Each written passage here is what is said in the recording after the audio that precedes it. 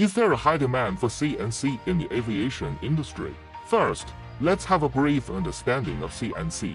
The concept of CNC machining centers. CNC machining center is an efficient and high-precision CNC machine tool. It adopts computer-controlled technology to achieve automated processing.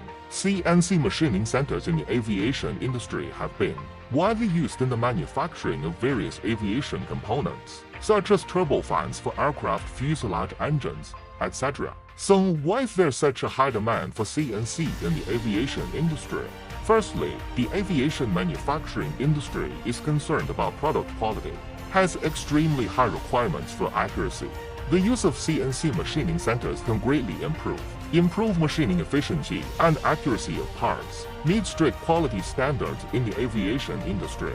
Secondly, the aviation manufacturing industry has an impact on production. The control of time and cost is very strict. CNC machining centers can help enterprises improve production efficiency and reduce costs in the aviation industry. In short, CNC machining centers play a crucial role with the continuous development of the aviation industry.